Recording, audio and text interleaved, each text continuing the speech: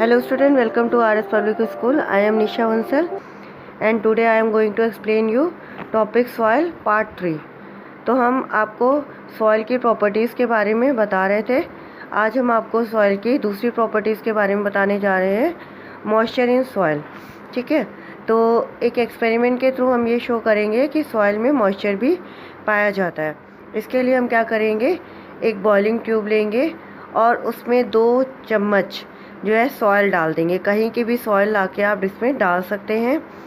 फिर आप इसको क्या करेंगे, हीट करेंगे. हीट करने के बाद जब आप ऑब्ज़र्व करेंगे तो आप देखेंगे कि जो होता है, जो टेस्ट ट्यूब है, जो मतलब ट्यूब है, उसमें क्या होता है, उसकी वॉल्स पे जो वाटर की जो ड्रॉपलेट्स है वो इकट्ठी हो जाती हैं. ठीक है, you will observe water droplets on boiling tube. तो ये पानी कहाँ से आता है? पहले तो हमारे पास पानी था नहीं ट्यूब में, तो ये जो पानी है ये कहाँ से आता है? ये मिट्टी से आता है. जब मिट्टी को गर्म करते हैं तो हमें पता है कि पानी जो होता है इवेपोरेट होकर ऊपर आ जाता है. तो on heating water in the soil evaporates, moves up and condense on the cooler inner walls of the upper part of the boiling tube. तो वो इवेपोरेट होता है और कंडेंस होकर बॉल में इकट्ठा हो जाता है. थर्ड प्रॉपर्टी है absorption of water bye soil. Soil के थ्रू वाटर कितना एब्जॉर्ब होता है. ठीक है, हमने आपको पहले भी बताया था कि अलग अलग तरह की जो सॉइल है वो वाटर की जो है वाटर को एब्जॉर्ब करती है, लेकिन क्वांटिटी ऑफ वाटर अलग अलग हो सकता है.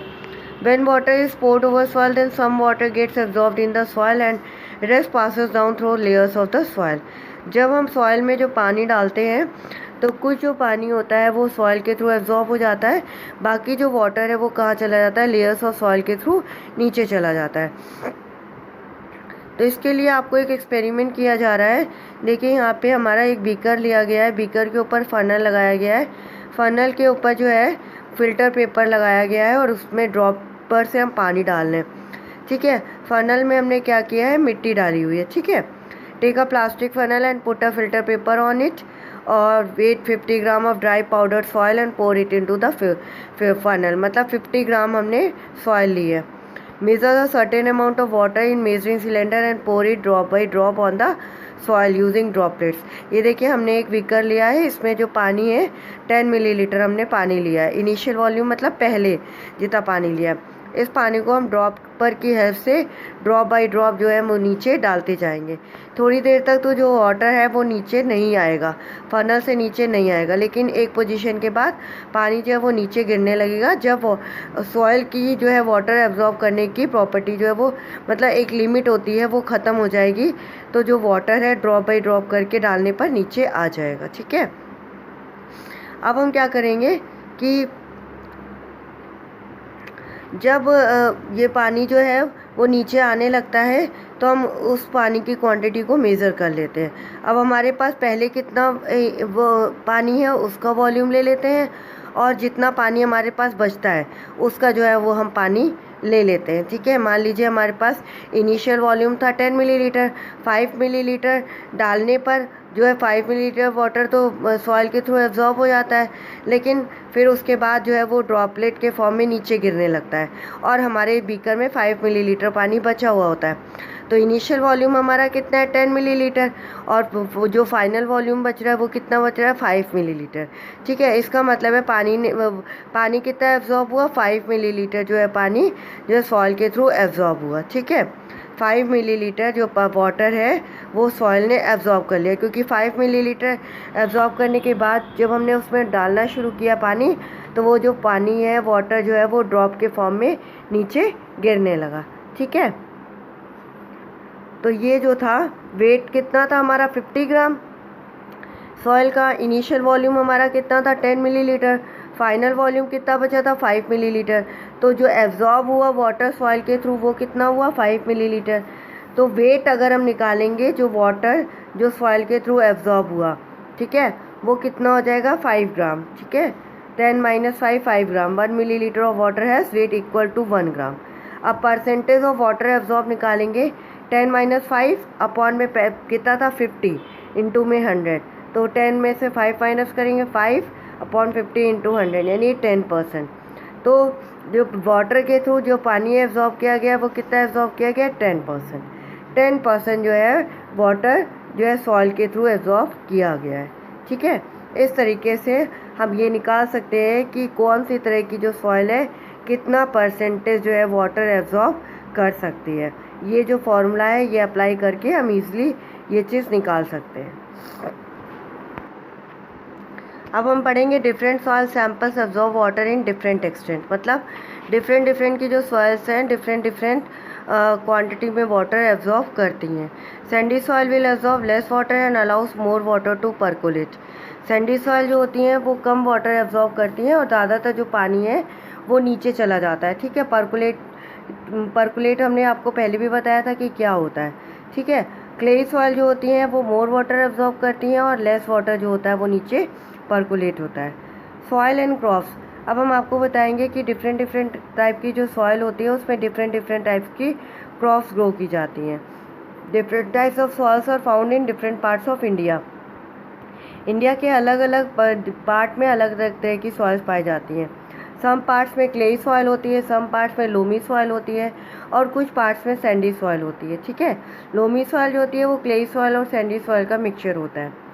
विंड, रेनफॉल, टेम्परेचर, लाइट और ह्यूमिडिटी, ये सब इम्पॉर्टेंट क्लाइमेटिक फैक्टर है जो कि हमारे सॉइल प्रोफाइल को जो है अफेक्ट करते हैं और ये जो है सॉइल स्ट्रक्चर में चेंजेस लाते हैं। मतलब अलग अलग सॉइल जो होते हैं उनका जो टेक्सचर होता है वो अलग अलग होता है।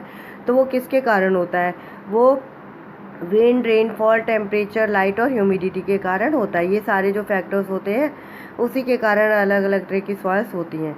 Climatic factors and type of soil determine the various type of vegetation and crop that might grow in any region. किसी भी रीजन में जिस तरह की फसल उगाई जाती है वो किसके ऊपर डिपेंड करती है? क्लाइमेटिक फैक्टर पे और वहाँ पे किस तरह की सॉइल पाई जा रही है। तो सबसे पहले हम पढ़ेंगे बीट एंड ग्राम किस तरह के क्लाइमेटिक फैक्टर में और किस तरह की सॉइल में उगता है। तो इसके लिए क्लेई और लोमी सॉइल दोनों ही सूटेबल होती हैं। ठीक है, जैसे गेहूँ, चना, ये जो होते हैं ये क्लेई और लोमी सॉइल में दोनों में ही हो सकते हैं। ये जो सॉइल्स होती हैं इसमें ह्यूमस बहुत होता है, फर्टाइल बहुत होते हैं और इसमें जो वाटर रिटेनिंग पावर होती है वो बहुत ही ज़्यादा अच्छी होती है। दूसरा है पैडी या राइस। पैडी या राइस कैसे होता है? क्ले और ऑर्गेनिक मैटर वाले जो होता है मिट्टी में होती है, जहाँ पे जो क्लेई सॉइल होती है उसमें ज़्यादा होती है, जिसमें ऑर्गेनिक मैटर होते हैं और जिसमें वाटर के रिटेनिंग की कैपेसिटीज़ होती है वो ज़्यादा होती है। ठीक है, तो इस तरह से राइस के लिए चाहिए होता है। नेक्स्ट है पल्सेस। पल्सेस क्या होती है? जैसे लेंटिल्स, मसूर की दाल और दूसरी जो दालें होती हैं बहुत डिफरेंट टाइप्स की दालें होती हैं वो लोमी सॉइल में होती हैं जिससे कि पानी ड्रेन हो जाता है। कॉटन में क्या होता है? सैंडी, लोम और लोमी ऑयल होती है जिससे कि वाटर इजीली ड्रेन हो जाता है और जिसमें एयर बहुत ज़्यादा क्वांटिटी में पाया जाता है। इस तरह की जो सॉइल है वो कॉटन के लिए मोर सुटेबल होती है। नेक्स्ट है हमारा सॉइल इरोजन। सॉइल इरोजन क्या होता है? Soil erosion is the displacement of the upper layer of the soil. हमने पहले भी पढ़ा है कि जो सॉइल की अपर लेयर होती है वही बहुत ज़्यादा फर्टाइल होती है। ठीक है, तो अगर सॉइल की जो अपर लेयर है वो किसी भी प्रोसेस के थ्रू एक जगह से दूसरी जगह चली जाती है तो वो जो लेयर होती है वो हटने के कारण सॉइल में जो होता है वो बैरन हो जाती है, उसमें किसी भी तरह का मतलब ग्रो नहीं करता है कोई भी क्रॉप। तो उससे हम क्या कहते हैं? Soil erosion. Soil erosion is a gradual process of movement and transport of the upper layer of the soil by different agents जैसे water, wind, ice, snow, etc. तो जो सॉइल होती है उसकी जो अपर लेयर होती है वो एक जगह से दूसरी जगह ले जाई जाती है। किसके थ्रू? वाटर के थ्रू, विंड के थ्रू, आइस के थ्रू, स्नोवेट्स के थ्रू। तो इनके थ्रू जो होती है वो सॉइल इरोजन होता है। सॉइल इरोजन क्या होता है?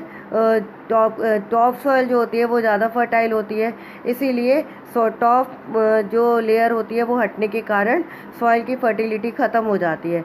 इसीलिए सॉइल इरोजन के कारण जो होती है लैंड की फर्टिलिटी कम हो जाती है।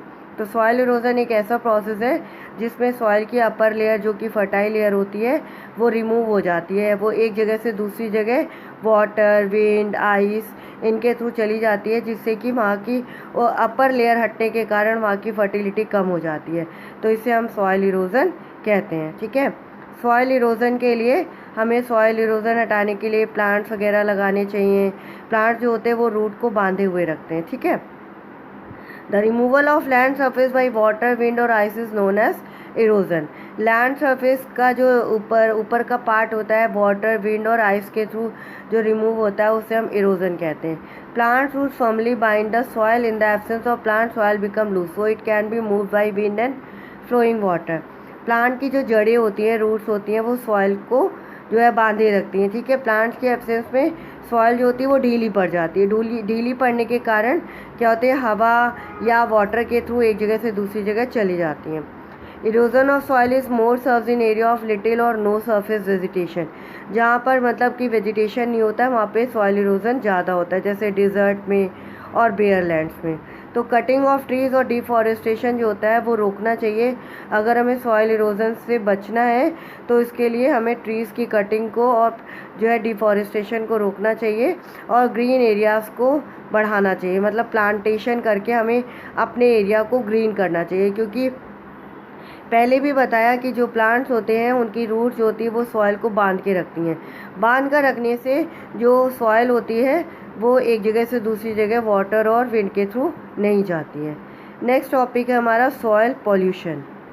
सॉइल पॉल्यूशन मतलब होता है जो मिट्टी होती है उसमें डिफरेंट टाइप की जो होती है, मतलब अलग अलग तरह की वेराइटीज़ मिल जाती हैं, जैसे dumping of non biodegradable substance जैसे plastic, polythene etcetera. Non biodegradable substances क्या होते हैं, जो समय के साथ साथ ऐसे ही पड़े रहते हैं।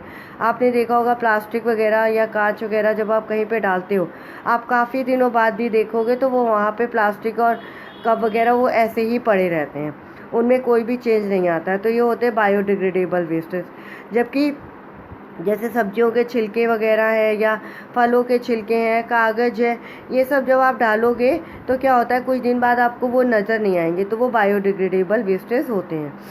तो ये सॉइल पोल्यूशन होता कैसे है, जो वेस्ट प्रोड्यूस होता है इंडस्ट्रीज से, हॉस्पिटल से, जिसमें बहुत ही हार्मफुल केमिकल्स होते हैं, ठीक है, तो वो सॉइल में जाके मिल जाते हैं। और ज़्यादा फर्टिलाइज़र्स, हर्बिसाइड्स और पेस्टिसाइड यूज़ करने पर भी जो सॉइल होती है वो पॉल्यूट हो जाती है। फार्मर्स क्या कहते हैं, फर्टिलाइज़र का यूज़ करते हैं, हर्ब्स को मारने के लिए, पेस्ट को मारने के लिए हर्बिसाइड्स और पेस्टिसाइड्स का यूज़ करते हैं। तो इसके कारण भी जो होता है तो हमारा सॉइल जो होती है वो पॉल्यूट हो जाती है। अब अगर हमें सॉइल को पॉल्यूट होने से बचाना है तो हम क्या क्या कर सकते हैं। देखिए, treatment, waste products and chemicals should be treated before they are release into the soil. जो इंडस्ट्रीज़ वगैरह में वेस्ट प्रोडक्ट्स और केमिकल्स यूज़ होते हैं उनको क्या करना चाहिए, पहले से ही उनको सही से कर लेना चाहिए, जिससे कि वो सॉइल में जाकर मिले तो उनका जो केमिकल वाला पार्ट है वो ना मिल पाए, मतलब वो सॉइल को नुकसान ना पहुंचा पाए, ठीक है। The use of pesticide, herbicides और fertiliser in agriculture should be minimise. Pesticide, herbicide और फर्टिलाइज़र का जो यूज़ है वो कम करवाना चाहिए। Reducing the use of plastic and polythene, plastic की चीज़ों का यूज़ कम करना चाहिए और पॉलीथीन का बैग का यूज़ कम करना चाहिए। पॉलीथीन के बैग की जगह हम लोग को पेपर बैग या फिर क्लोथ के बैग का यूज़ करना चाहिए सामान लाने के लिए। प्लास्टिक की बॉटल्स होती हैं उनको जो होता है रीयूज़ कर लेना चाहिए, बहुत तरह की वेराइटीज़ वगैरह बनाकर या घर पे डेकोरेटिव मटेरियल बनाकर उनको रीयूज़ करना चाहिए। तो इस तरह से ये आपका चैप्टर ख़त्म हो गया। Okay, bye.